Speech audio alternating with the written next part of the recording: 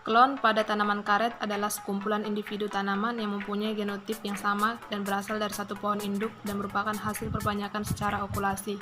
Tanaman karet hasil okulasi yang merupakan tanaman klonal akan lebih baik dibandingkan tanaman asal biji. Klon IRR39 berasal dari persilangan klon LBC1320 dengan klon FX25.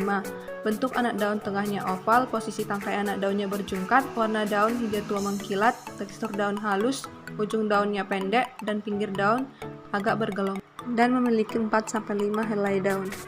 Yang kedua yaitu klon PB260. Ciri-cirinya bentuk mata tunas klon PB260 menonjol dan bekas tangkai daun tebal menonjol, memiliki bentuk batang yang silindris, kehalusan kulit batang tergolong halus, dan memiliki tebalan kulit murni tergolong tipis.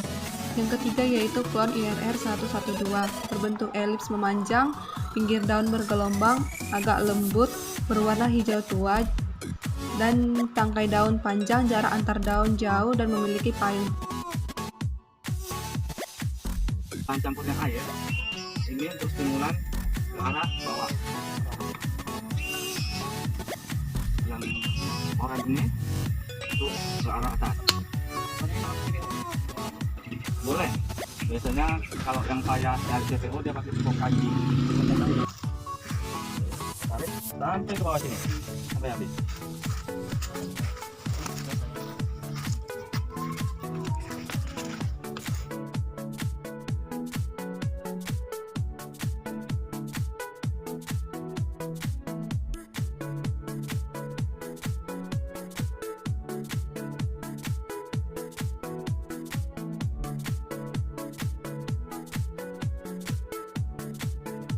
Total solid contact atau padatan total merupakan total dari zat padat terlarut dan zat padat tersuspensi, baik yang bersifat organik maupun anorganik.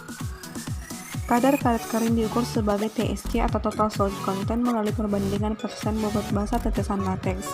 Besarnya hubungan antara kadar karet kering dengan produksi sangat bervariasi karena susunan lateks bervariasi menurut musim, sehingga kadar karet kering dalam lateks juga berkurang.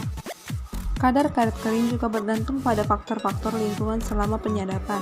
Beberapa faktor antara lain jenis klon, umur pohon, waktu penyadapan, musim, suhu udara, serta letak tinggi dari permukaan laut. Pada musim kemarau, presentasi kadar karet kering tinggi, tetapi lateks yang diperoleh rendah. Sebaliknya, pada musim penghujan, presentasi kadar karet kering rendah, tetapi lateks yang diperoleh tinggi.